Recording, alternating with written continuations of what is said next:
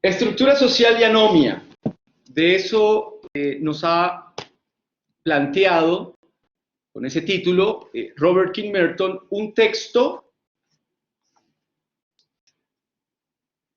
en el que nos plantea a partir de la superación de ese dualismo tradicional, decimonónico del siglo XIX, del análisis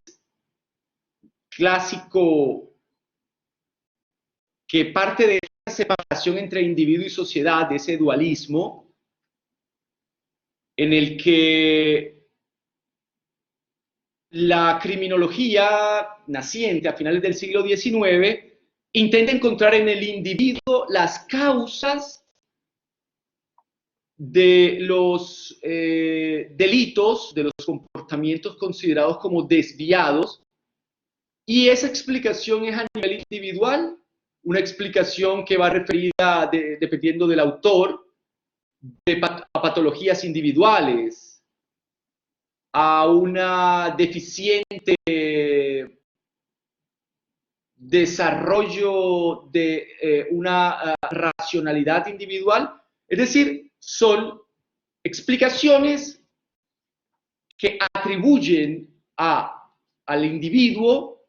este comportamiento desviado. Estas son las explicaciones de la criminología clásica, la criminología tradicional, que está emergiendo, aparece, hace su entrada en escena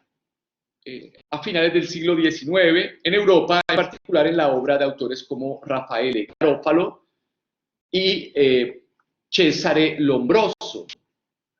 Estos autores, repito, tratan de explicar los fenómenos desviados, los comportamientos desviados, los fenómenos llamados criminales o delictivos en general. Explican el delito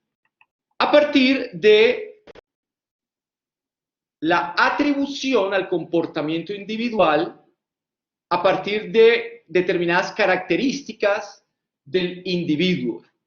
¿Qué ocurre con esta explicación que nos está dando Robert King Merton? Que sigue la línea que traía la explicación que conocimos en la segunda parte de esta asignatura con Émile Durkheim, el sociólogo francés, que nos enseñó en su tercer capítulo de las reglas del método sociológico, de 1895, precisamente en los mismos años en los que está apareciendo la criminología tradicional, la criminología etiológica, la criminología que trata de explicar el comportamiento, que trata de explicar las causas del delito a partir del comportamiento individual. En esos años, Durkheim, este sociólogo que hemos estudiado, nos estaba enseñando, nos estaba señalando en el tercer capítulo de sus reglas del método sociológico, que el delito, el crimen, no es un fenómeno patológico porque se encuentra en todas las sociedades que conocemos, por tanto, es un fenómeno normal y además nos habla sobre la utilidad y la función del delito y del castigo, de la pena. Entonces, lo que tenemos frente a nosotros es con el artículo de este texto escrito por Robert King Merton, es una continuación por esa línea de observación del fenómeno criminal que se separa de esa tradicional explicación etiológica y trata de explicar el fenómeno del delito como un observador de segundo orden, es decir, no observa como observa el derecho penal, sino que observa como, o tampoco como esas ciencias llamadas criminológicas o esa ciencia emergente llamada criminología, sino que lo hace desde fuera de esos puntos de vista y observando las estructuras sociales y los procesos sociales, observando estas estructuras normativas, estas estructuras económicas, estas estructuras políticas, estas estructuras religiosas, y analizando esas estructuras de la mano de procesos, por ejemplo, de marginalización, de distribución de la riqueza, de definición de los fenómenos criminales y de selección y victimización. Entonces, toda esta serie de procesos son observados,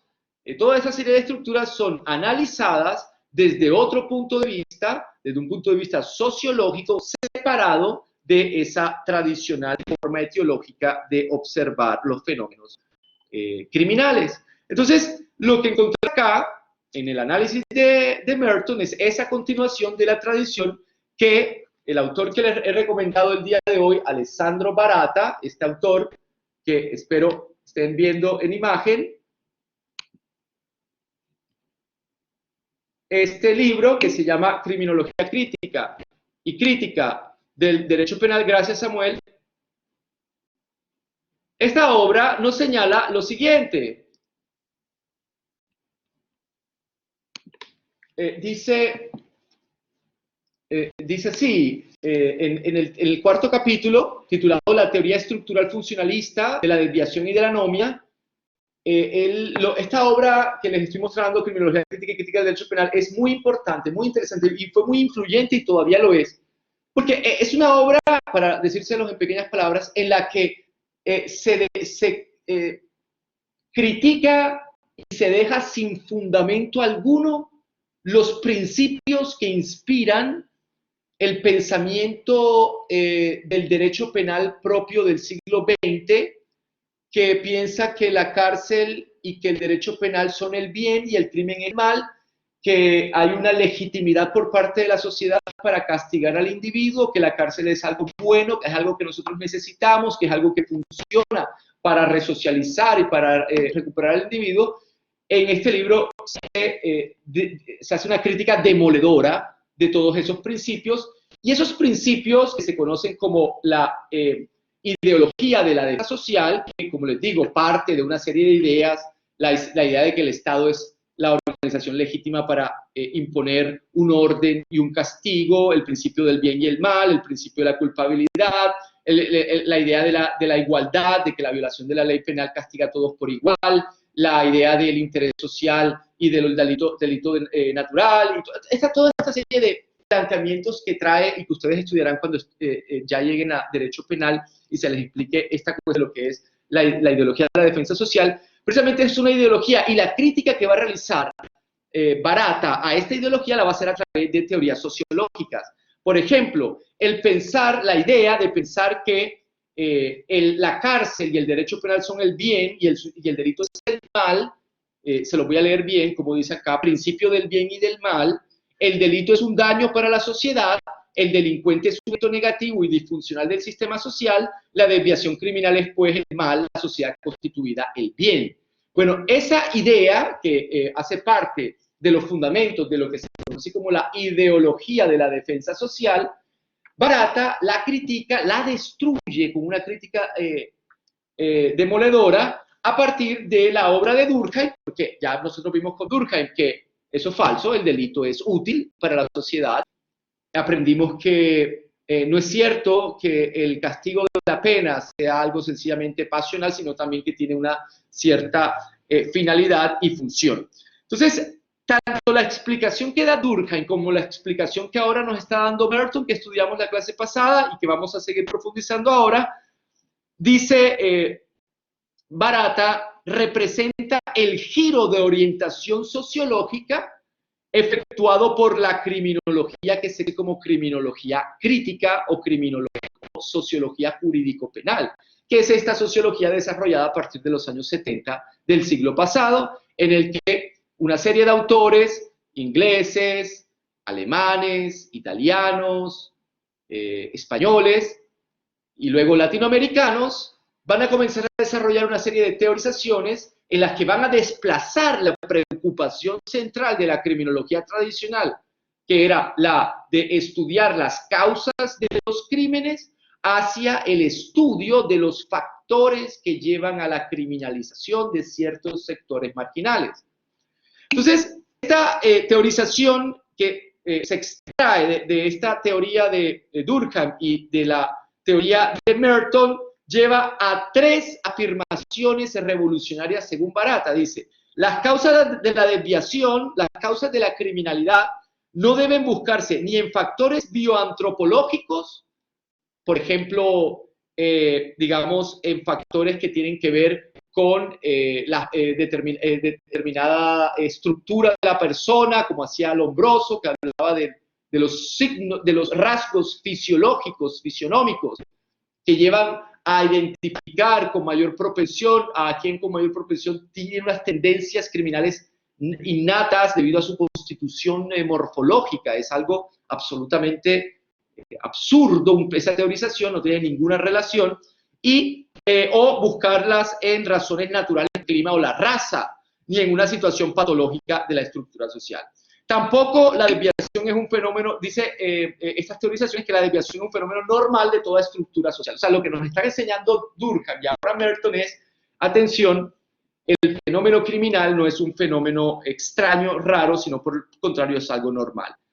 Y atención con el tercer elemento, solo cuando se hayan sobrepasado ciertos límites, el fenómeno de la desviación, el fenómeno criminal, es negativo para la existencia y el desarrollo de la estructura social si se acompaña de un estado de desorganización en el cual todo el sistema de reglas de conducta pierde valor mientras no se haya firmado aún un nuevo sistema.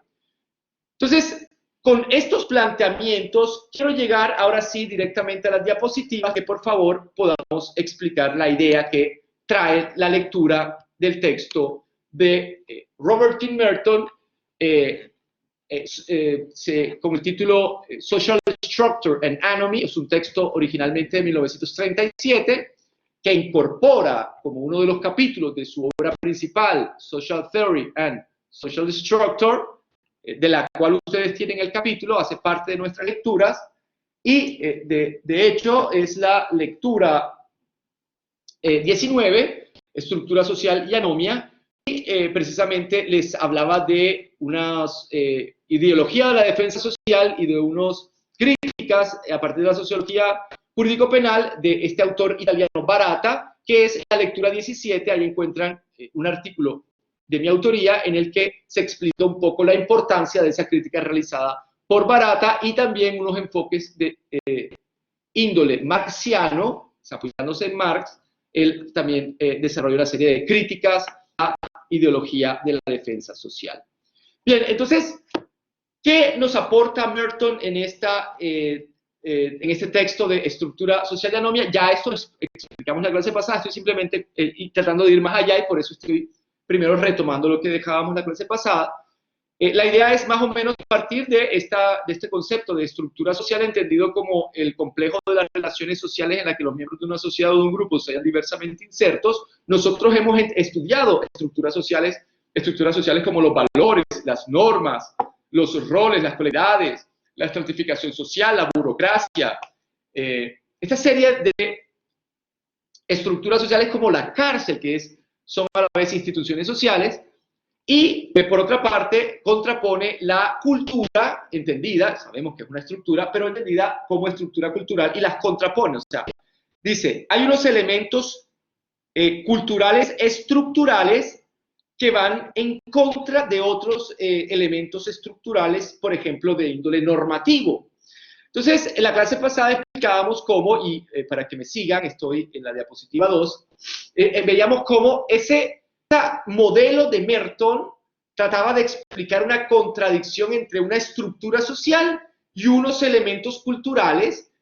Exactamente estaba estudiando, imagínense, a finales de los años 30, 1937, que luego lo retoma en los años 50, en medio de una Norteamérica que ha venido de un proceso de recuperación económica después de una grave caída de la bolsa de valores hacia finales de los años 20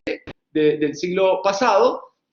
y en ese contexto comienzan a aparecer una serie de jóvenes recién graduados de universidades, con pocos escrúpulos, que quieren alcanzar el sueño americano de volverse millonarios,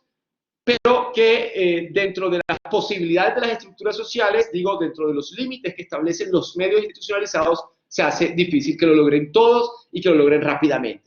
Entonces, a partir de unos modelos de formas de comportamiento o de reacción frente a una norma, es decir, la conformidad, esta tipología de 5 formas de comportamiento frente a una norma, él desarrolla la idea del comportamiento llamado innovación, en el que se quieren alcanzar unos fines culturales. ¿Cuál es el fin cultural? El éxito económico en Estados Unidos, pero no hay los medios indicados, no existe existen o recurren a los medios que no son los legales, los institucionalizados, medios ilegales, delictivos, a través de comportamientos desviados, que van a traducirse en una anomia a partir de una contradicción. Entonces, repito, en este sentido, estamos frente a una contradicción entre estructuras sociales y elementos culturales, y en ese sentido la desviación aparecería como un producto de la estructura social, tan normal como el comportamiento conforme a las reglas y a los valores predominantes. Voy a repetir eso. Lo que estamos viendo acá es cómo Merton toma esa idea original de Durkheim, la normalidad del crimen, y va a llevar a decir algo más. Y va a decir, por ejemplo, en la realidad social de la Norteamérica de los años 30 del siglo XX, encontramos cómo la estructura social promueve el delito. La estructura social promueve el delito. Y en este sentido, él dice que la desviación es un producto de la estructura social, tan mal como el comportamiento conforme a las reglas y valores predominantes. En este sentido, el concepto de anomia se desplaza de esa definición que vimos con Giddens y Sutton como una sensación de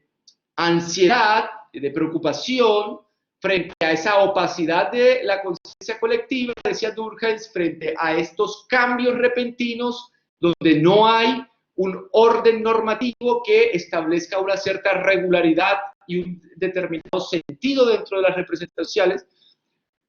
pasa de allí hacia una nueva definición que nos plantea Merton, que es la siguiente: la anomia pasaría a ser la crisis de la estructura cultural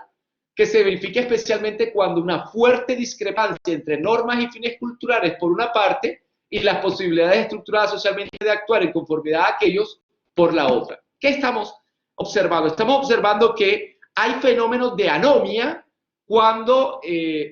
encontramos contradicciones entre los valores promovidos socialmente. El éxito económico es este caso, el que está estudiando Merton. Recuerden que él se va a enfatizar, y era una de las tareas que tenían que hacer, que era leer concienzudamente este texto de 1937,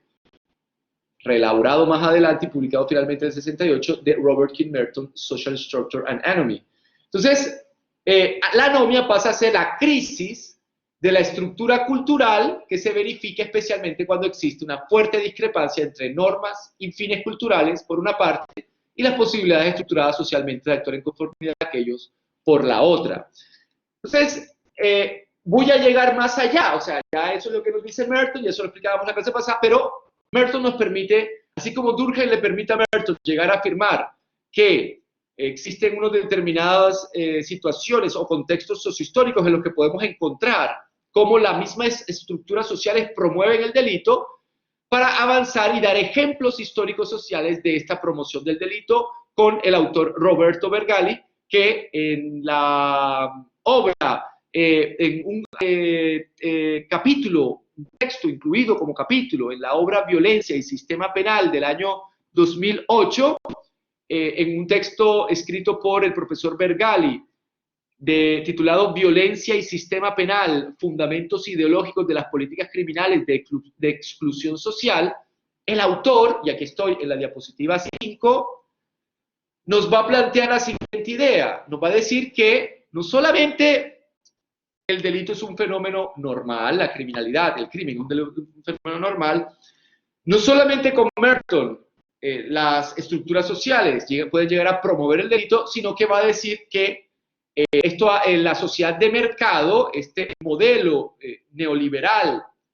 desde el punto de vista político, pero este modelo mundialmente desarrollado llamado la sociedad de mercado,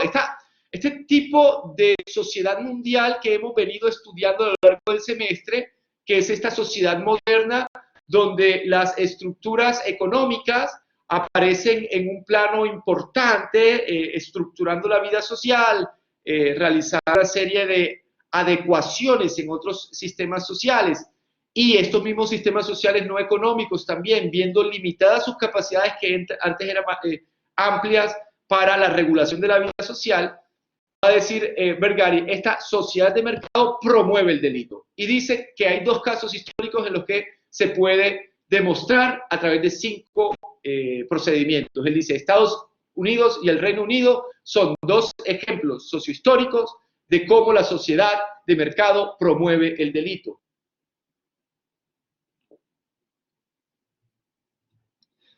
Y él lo dice con la siguiente idea, dice, la sociedad de mercado promueve el delito de los poderosos, y ahora más adelante le voy a explicar qué son los delitos o crímenes de los poderosos, produciendo un significativo crecimiento de la desigualdad, de desigualdad mediante el proceso de general concentraciones bastante destructivas de manifiesta privación económica. Entonces, la forma de distribución de la riqueza dentro de esta sociedad de mercado y cómo esa sociedad de mercado produce un significativo crecimiento de la desigualdad, promueve delitos realizados por poderosos. Dice, segundo, la sociedad de mercado ha estado erosionando la capacidad de las comunidades locales para suministrar apoyo a la gente sobre bases informales mediante recursos cívicos y municipales. En estudios de politología se conoce como la centralización, se conoce como la estatalización, y que cada vez lo vemos más. Miren, por ejemplo, como lo hemos visto, cómo se ha reaccionado en países como Colombia, países con una clara tendencia desde el punto de vista político hacia políticas fuertemente neoliberales. Latinoamérica comparte eso con el resto del mundo, pero además lo comparte en unas circunstancias de grandísima desigualdad y de distribución de la riqueza. Entonces se ven las consecuencias con mayor gravedad. Entonces, claro, nosotros podemos ver cómo en la época de esta pandemia que estamos viviendo, encontramos en países como Colombia que se le quita la posibilidad de actuar en la mitigación de las consecuencias de esta pandemia a las autoridades locales, regionales, a partir de decisiones centrales de la presidencia. El tercer, dice, la tercera procedimiento que tiene esta sociedad de mercado para promover el delito, dice, el progreso de la sociedad de mercado ha constituido un elemento clave en las tensiones y presiones que ha debido soportar la unidad familiar. Entonces, por esa parte también se promueve el que aparezcan fenómenos de desviación en otros ámbitos. Dice, el desarrollo de la sociedad de mercado se ha mantenido mediante el rechazo a cualquier tipo de prestaciones estatales o públicas para aquellos que han perdido su puesto de trabajo como resultado del avance de las fuerzas del mercado. Entonces, claro, lo que Durkheim habría llamado una solidaridad orgánica frente a las crisis, no, frente a las crisis es la ley la ley, digamos, de la selva, los poderes salvajes, como le llama el autor Luigi Ferrajoli, y frente a esos poderes salvajes, lo único que entramos es en juegos asimétricos de poder, y por eso precisamente está esta idea de una sociedad de mercado donde los más poderosos, lo que han llamado darwinismo social, se mantienen, digamos, mantienen su fuerza sobre su poder a través de la fuerza sobre los más débiles, y estas minorías, además, controlan, digamos, y tienen en sus manos los recursos más importantes dentro de la organización social. Por último, dice Vergara, la sociedad de mercado en los Estados Unidos favoreció la institucionalización de una cultura de la competencia darwinista por el estatus y los recursos. Entonces, para finalizar, que ya estamos en los últimos minutos de la clase, entonces les digo, esta idea de los crímenes de los poderosos, para cerrar esta idea de hoy y ya mañana pasar directamente a estudiar la historia de la cárcel y definir qué es la cárcel como institución social y en particular la cárcel institución total. La última idea que me gustaría hablarles sobre este tema es estos nuevos estudios que vienen emergiendo, apareciendo en la sociología jurídico-penal, que son llamados como crímenes de los poderosos. Esta obra que tengo en mis manos, que se titula Delitos de los estados, de los mercados y daño social, debate en criminología crítica y sociología jurídico-penal, publicado recientemente por la editorial Antropos, y que es un trabajo desarrollado desde el Observatorio del Sistema Penal y los Derechos Humanos de la Universidad de Barcelona. Un poco se explica de qué trata este tema de los crímenes de los poderosos. Yo quisiera dejarles abierto ese tema, señalándoles solo 3 cuestiones. Primero que todo, en la explicación que les di al comienzo de la clase de hoy, entre la criminología y la sociología jurídico-penal, que ya se los he explicado. Segundo, entender que hoy en día no hay diferencia entre delito y crimen. Miren que yo en la explicación del día de hoy he utilizado de manera indiscriminada la palabra crimen o la palabra delito. Es decir, actualmente se suele utilizar ambos términos como sinónimos. Pero cuando estos estudiosos en época reciente han comenzado a estudiar estos comportamientos realizados por personas con un grave daño social, pero que no son considerados normalmente como delitos o no son perseguidos y quedan en la impunidad, ha sido llamados como crímenes, separándolos de delitos a partir de esta idea. Dice que el delito es la conducta tipificada legalmente en la legislación penal, en cambio el crimen sería esa conducta que no está, aunque no se encuentre tipificada legalmente en la legislación penal, genera un daño social. ¿Y quiénes? Entonces por eso se habla de crímenes de los poderosos. Por lo tanto, repito, la diferencia en estudios actuales en derecho penal no importa porque hoy día se habla de crimen y delito sin gran diferencia, es lo mismo, se utilizan como palabras sinónimas. Pero para estudiar este fenómeno, el fenómeno de esos comportamientos que realizados por algunas personas poderosas o por algunas organizaciones multinacionales, corporaciones y demás, el estudio de estos comportamientos, conductas que generan un daño social, aunque no se encuentren tipificadas legalmente en la legislación penal, se les ha llamado crímenes de los poderosos. Y por último, ¿quiénes son los poderosos? Y fíjense que estoy terminando justo a las 30. Los poderosos son los estados, las corporaciones, las instituciones financieras internacionales, las transnacionales, consorcios público-privados y demás. Bien, doy por terminada la grabación y paso a responder las preguntas que se hayan podido generar.